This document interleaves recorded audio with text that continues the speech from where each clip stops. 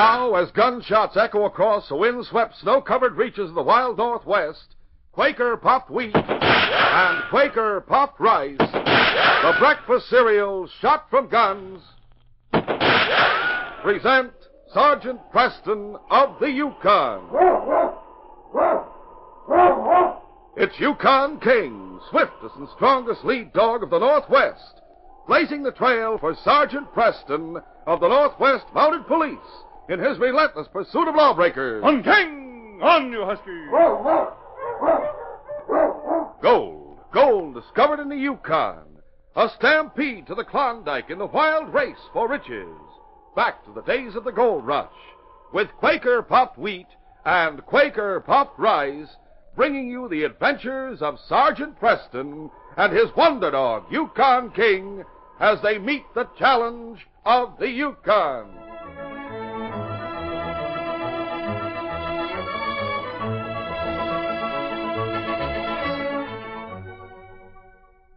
There's no one that can make a better cereal than Quaker Puffed Rice.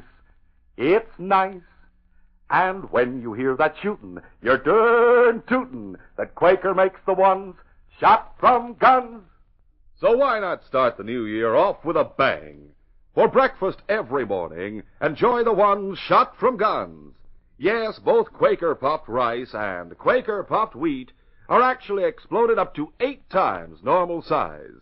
These giant ready-to-serve grains of wheat and rice are puffed to perfection, bigger and better tasting, a deluxe treat with milk or cream and your favorite fruit. So tomorrow, reach for the big red and blue package of delicious Quaker Puffed Wheat or Quaker Puffed Rice.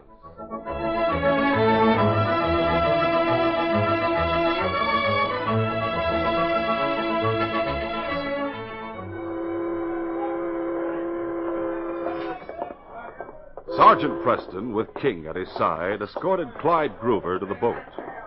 Gruver, red-haired and shifty-eyed, was being expelled from the Yukon Territory as an undesirable. And as they came to a halt at the gangplank, Preston spoke to him. Friend, you're lucky to be getting away from here alive.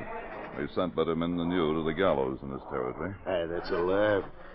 You accuse me of stealing on the trail and doing all kinds of things. But none of you redcoats can prove it. That's because you were too smart, Red, criminally smart. Well, I'm glad you admit it. It's not a compliment I've given you. I don't know what you intend to do once you get back into Alaskan territory. Something criminal, no doubt. That's all you know. You... Steady, King. Easy, boy. Keep that dog away from me, huh? He's just trying to hurry your departure, Red. He knows instinctively what kind of man you are. Hey, you! You coming aboard or not? Get going, Red. Yeah, I'm coming. Wait for me. I don't blame you for growling, King. He's a bad one. This is the last boat that will go up or down the Yukon until spring, so we'll not have to worry about Red Gruver anymore.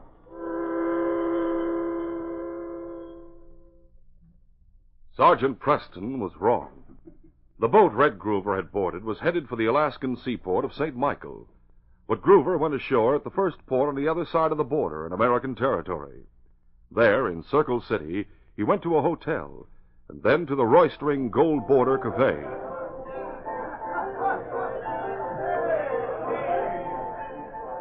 It was there, drinking alone, that he heard a long-forgotten voice behind him. Red Gruver, my friend, what a surprise to see you. Turn around, let me look. Well, doggone. Nikolov, of all people. Yes, Red. Konstantin Nikolov. Enemy of the Tsar, enemy of the rich, and friend of the no-good like you, my dear Red. Hey, I don't like that remark about me being no good, Nikolov. You don't? All right, you don't. Who cares? Not Konstantin Nikolov. But I'm going to buy you a drink no matter what you don't like. Barkeep, my friend. A big, long drink for a man I have not seen for a long, long time. Coming right up. We'll be sitting at a corner table, my friend and I. Send it over there. Come and sit down with me, Red.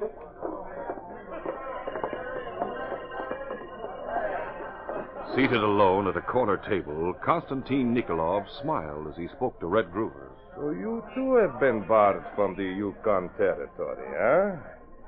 You did a good job on Siwash Pete when you killed him, Red. Who said I killed him? The Northwest Mounted said it, didn't they? They didn't prove it. Ah, because you are smart, Red. They expelled you from the territory, though. I'll get back in real soon. That's why I got off the boat here. Ah, but why do you want to go back now, Red? Already the winter has come. Soon the snows will cover the creek. I want to go to the mountains by Dominion Creek. There. But there has been no strike there, Red. Or do you know something that I don't know? Now, look, maybe I might need help on this. If you want to find a secret pass into the territory from here, I am the one person who can take you to it. It is the way I come and go. I have been barred from the Yukon for 3 years now. They haven't found me there yet. But that's where I usually am. Yes, I know that. Could you get me to Dominion Creek in a hurry and then into the mountains? I'm not sure I'd be interested in taking you.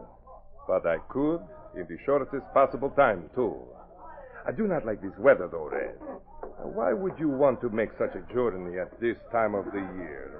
Because a party of 3 men up there have made a gold strike. A big strike, Nikolov. And nobody knows about it except me. And now I do. But how did you learn of it, Red? From Siwash Pete. He came across him. They didn't go into the Klondike in the regular way. And the Mounties at Dawson don't even know about them. How did they come? By the back door? Yeah. From East Canada across the Mackenzie. The mountains were as far as they got, and they struck gold. They're staying there as long as they can to pen out a lot of dust before bringing it into Dawson. Siwash Pete told you this? Yeah. He tried to keep it a secret, but I got it out of him. Then I saw the dust and nuggets he got from there. Oh, now I see. That is why you killed him. Who said I... Well, anyway, they didn't prove it. No. And so that is why you are here, huh? Red, you think this gold you saw is worth trying for? Look, the gold Pete had was better than the stuff from El Dorado or Bonanza. I know. You're not sure where they are exactly, huh? Not exactly, but we'll find them. You want to help me take them over? I'll cut you in for half. You mean that now, Red? For half? I would not like to think that you would, not live up to a bargain. Wait. Just trust me. You'll get your share. I will not trust you, Red. But I will go with you. And I will get my share.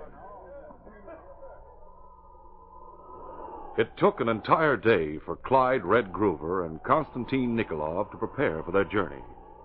Then, as they took off for the secret pass that would take them into the Yukon Territory, the first heavy snow of the winter started. No like this so early. This is a fine hunt you do. Hush!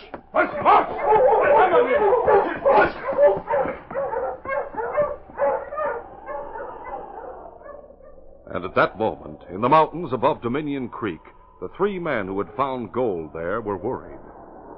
Their provisions had been low when, by sheerest accident, they found signs of gold in the mountains over which they were traveling. They had come to the Klondike by the so-called backdoor route from East Canada, and their destination had been many hundred miles beyond the spot where they had come upon the fortune in gold. Now, the early snowfall brought an unexpected crisis. Henry Jarvis, leader of the trio, bespoke the mind of the others. Yeah, we've made a bad mistake, I'm afraid. We should have left for Dawson when that Indian Siwash Pete told us to go. Of course, you're right. His 2 companions, young but serious Sidney Macon and the raw-boned American ex-cowboy Tex White, nodded their heads in agreement. Macon spoke first. We should have realized he knew more about the weather than we did. Jumping cow, we didn't even know about the country. If we hadn't have picked up Siwash on the trail, we might have been up to North Pole by now. Yeah, we must get out of here in a hurry. How are we going to go, Jarvis? When we started out from Edmonton, it was spring. We've come all this way by foot and canoe. What we need now are dogs and a sled. And we'll have them soon. Siwash said he'd return with them once he got to Dawson. Yeah, he said. Saying and doing are 2 different things. Siwash seemed to be reliable. Yeah. But you gave him gold to get the dogs, the sled, and provisions more than 5 weeks ago.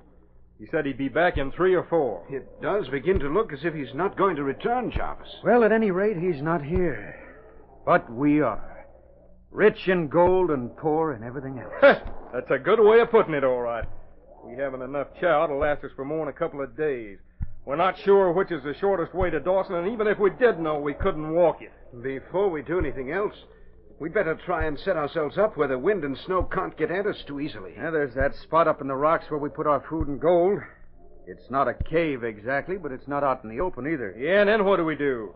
Sit there till the snow blows in on us and freezes us? Tex, there's no sense being bitter about this. There must be Hush someone... up a minute, Sid. Look where I'm pointing. You see? You see, Jarvis? Yes. It's a man. It certainly is. But he's alone, without dogs or sled. He sees us. He's coming this way. Hello there! Hello there! No answer. Must be saving his breath, you know. Now I see how he's moving. Those are snowshoes he's wearing. First time I ever saw them in use. Hi there! Hi! The figure Henry Jarvis hailed finally emerged in detail out of the falling snowflakes. And then they saw, when he was upon them, that the man was an Indian. His manner was friendly, however, and Jarvis tried to speak to him. Do you speak English? English. You speak? Speak. You got grub? He speaks all right. He wants something to eat right away. Them Injuns are all the same. Next thing he'll ask for is gold. You got gold? You see? I'll talk to him, Tex. You. What's your name? Me? Me name Catayo. Catayo? Catayo, we need help. You understand? Got gold, no got grub. Understand? Not too much grub. No grub? Too bad, no grub. Ask him about dogs and a sled. I was going to. Catayo, you got dogs and sled? No got. You got grub? We just told you we didn't have any. Much. Now, please, Tex. Look, Catayo, we have little bit of grub. Oh, here. Here is pemmican. For you. You eat. Jarvis took a piece of pemmican from a pouch and handed it to the Indian. Catayo eyed it greedily and began to munch on the hard roll of meat fat and raisins. Look at him. The way he's chawing, he'll eat his hand with it. You eat. You take gold. Here. You crazy, giving him a nugget like that? It's small. I think he'll understand us better now. Here. Here's the gold. Gold, good. You tell us now. You get us dogs, huskies someplace. You have village near here? Village? You not got huskies? That's right. No got dog, huskies. You get dogs and sled? Me get. Perhaps he's beginning to understand. Oh, I hope so. Catayo, listen. You get sled and huskies. You bring them here. We give gold. We get grub, give to you. You get for us, we give to you. Understand? Catayo turned suddenly and started away. The three men watched him disappear into the increasing snowstorm. He's gone. Well, let's not stand here and freeze to death. We'll put up some sort of shelter under the ledge where we have our packs. We'll continue our adventure in just a moment.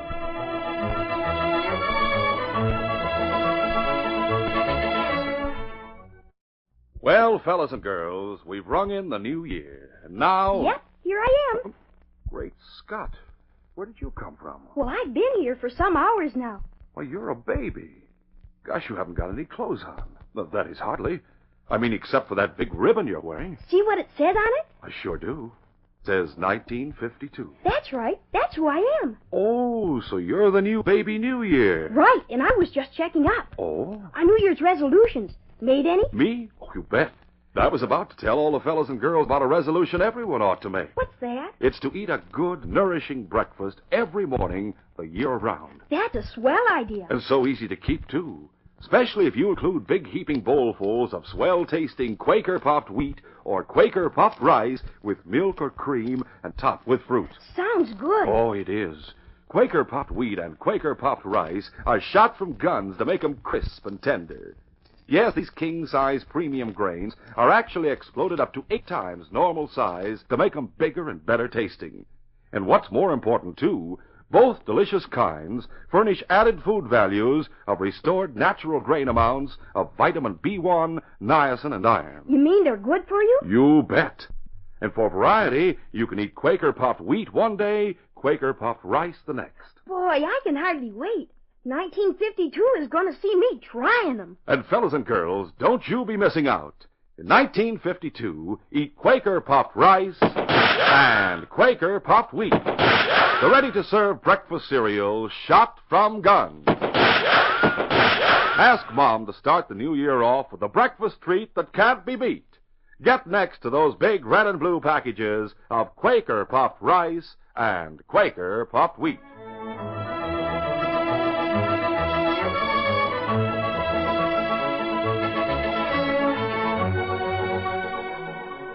Now to continue.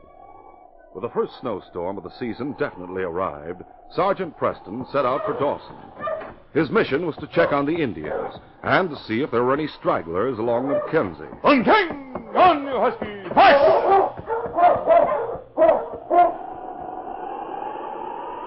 2 days later, Sergeant Preston and his team arrived at the spot where Chief Amtala and his tribe had camped for the summer. The Indians had packed their sleds and harnessed the dogs, but animals and vehicles seemed ready to head north instead of south, where the Indians usually went after the first heavy snows. Preston, surprised, spoke to the chief. Well, where are you going, Chief? We're expecting you to stay in a telegraph city. No. Chichaco need grub. No got sled. No got dogs. We give for gold. They got gold. What Chichacos? Where are they? Who told you about them? Catayo. Him tell. Him see. Him meet. Malaf. Wait a second. Talk to me in your own language. I'll understand you better that way. Go ahead. Catayo had received the gist of what Peter Jarvis had told him, and on his arrival in camp that morning had related the incident and the request to Chief Amtala. The chief gave all details to Preston and ended in English. We take grub. Dogs there now. Good for you, Chief. Lucky for them, Catayo came along. I can't figure who they might be. We never checked them out of Dawson, I'm sure of that. Them two day from here. You come? Yes, I'm going with you. Let's hope they're still alive and that the storm hasn't got them.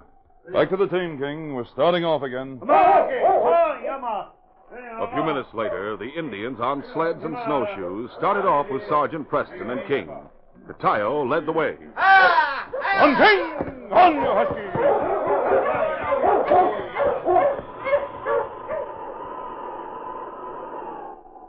2 days passed.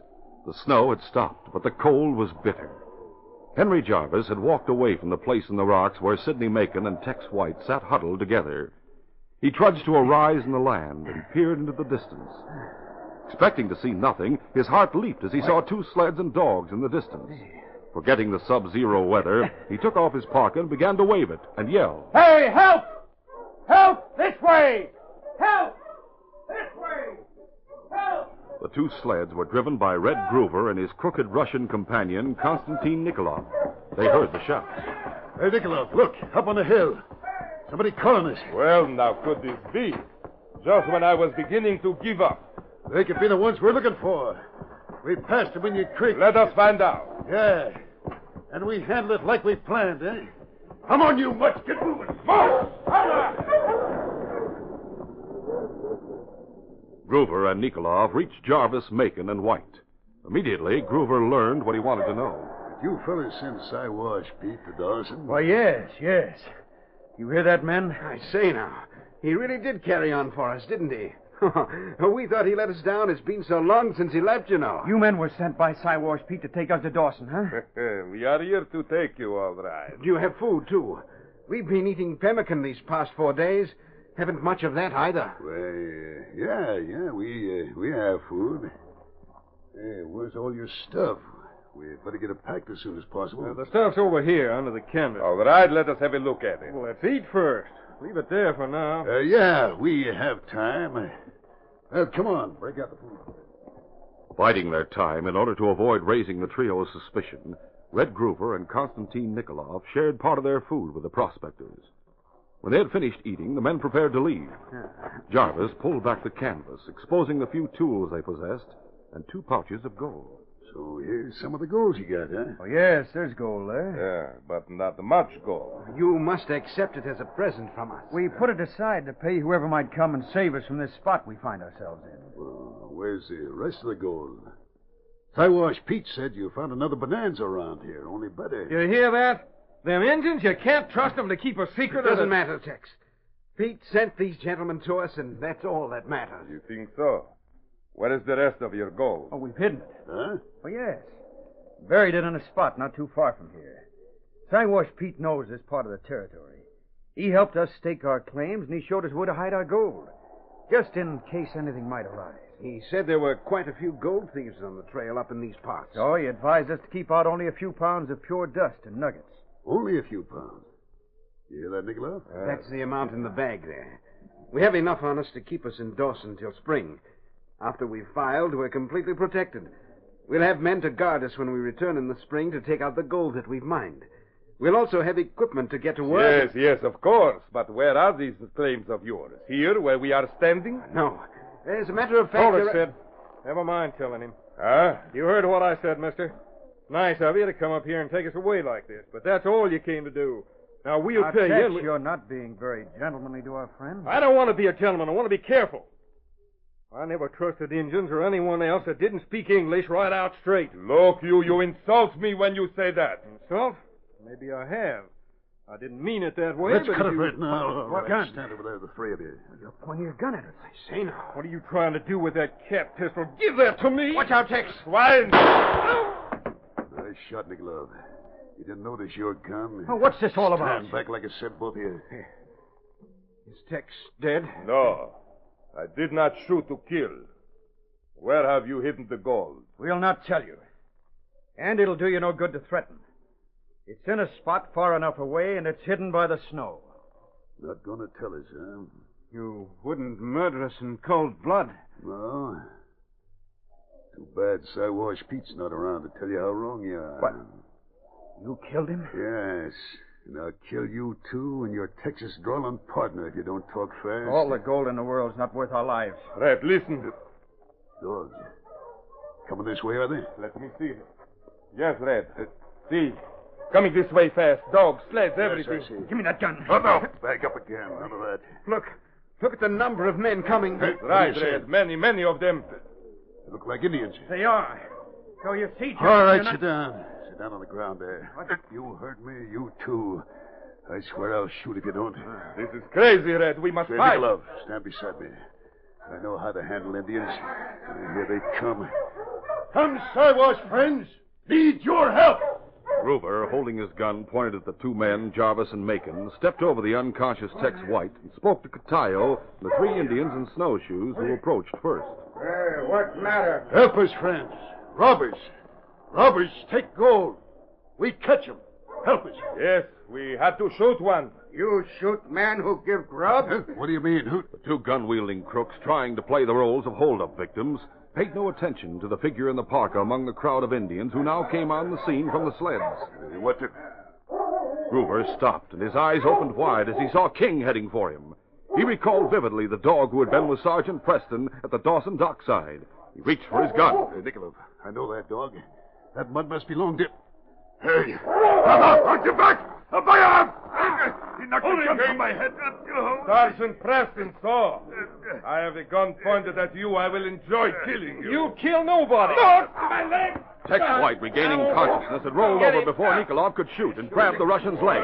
At the same moment, Sergeant Preston rushed, grabbed the Russian's gun hand, and pushing it back. Nikolov, I'll enjoy getting you. First with this, and another. Get Gruver. Go. As Preston's hammer-like blows sent the Russian to the ground, Jarvis and Macon suddenly went into action and rushed at Red Gruver. King was still clinging to the crook's right arm. But as the two men took over, the dog released his grip and ran to where his master was putting handcuffs on Nikolov. Nice work, King. Red Gruver wrenched away and bent to the ground for his gun. He'll shoot. He has his gun. Get pressure. Dirty mutt. King suddenly leaped through the air, sent the redhead off balance. As he sought to regain his feet, the gun still in his hand, Tex White, rising, swung his good arm. This is for shooting me, feller. I'll take that gun, Gruver. All right. Come here, Tex. I'll bandage your wound. I'll tie these two crooks together. Come here, Nikolov. I knew I would meet you, Preston. I would have stayed in the lot. Your pal Red will say the same thing. Sergeant, he shot Tex. He also killed a friend of ours, Siwash Pete. You dirty blabbermouth. That's enough from you, Red. I'll handcuff you to Nikolov. You, Red, and your new bonanza. It's a bonanza for me, if what this man said is right. Mister, did you say Red killed Siwash Pete? Yes. He told us about it, and said he'd kill us in cold blood if we didn't tell him Sidney where our Macon gold was told hidden. the story of finding the new gold center and all that followed. He ended... And he was about to kill us if we didn't say where we'd hidden our gold. Oh, where did you hide it? In the ground here, Sergeant, right where we're standing. Oh? The ledge where we're camped is the landmark. The snow is over the spot where We have enough Indians here to thaw the ground and dig it up. You'll probably feel safer once it's banked and once your claims are filed. Oh, you're right, Sergeant. You know, it's different here now with you and Catayo and King. It'll be different in Dawson, too. Headquarters suspected Gruver had killed Siwash Pete, but weren't able to prove it. Now, aided by your testimony, we'll be able to convict him and say this case is closed.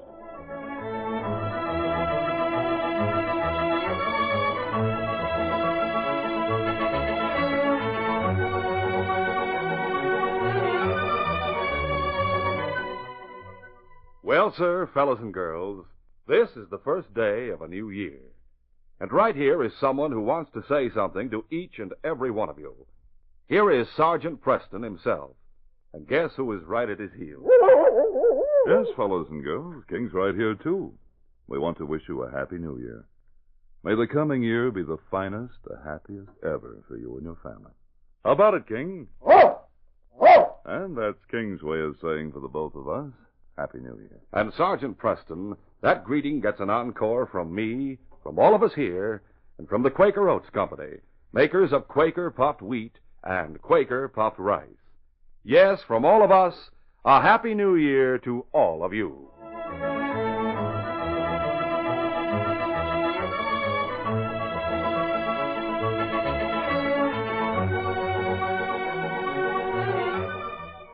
In our next adventure, Scar Gabriel is traveling with Jackie Sand, a 12-year-old boy who doesn't know that Scar is wanted for robbery. Before Sergeant Preston reaches the outlaw, Jackie learns the truth. To keep his freedom, Scar decides that Jackie must die. Be sure to hear this next exciting adventure. These radio dramas, a feature of Sergeant Preston of the Yukon Incorporated, are created by George W. Trendle, produced by Trendle Campbell Enterprises, directed by Fred Flowerday, and edited by Fran Stryker. The part of Sergeant Preston is played by Paul Sutton. Sergeant Preston of the Yukon is brought to you every Tuesday and Thursday at this same time by Quaker Puffed Wheat and Quaker Puffed Rice, the breakfast cereal shot from guns.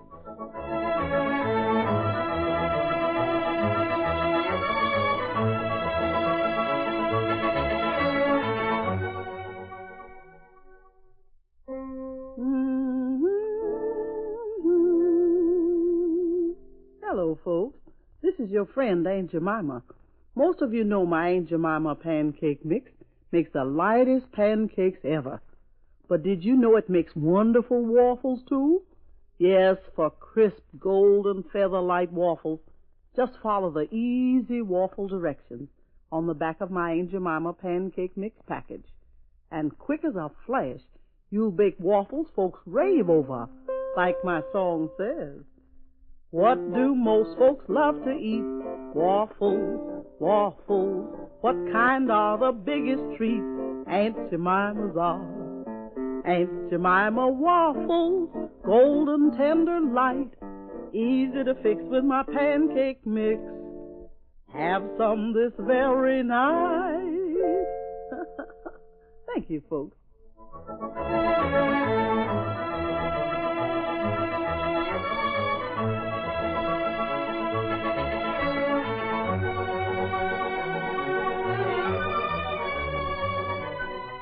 Listen tomorrow at this same time to The Green Hornet, brought to you by the drink that makes you feel fresh again, Delicious Orange Crush. This is J. Michael wishing you goodbye, good luck, and good health from Quaker Puffed Wheat and Quaker Puffed Rice. So long. It's Happy New Year from Happy New Stars over the Mutual Broadcasting System.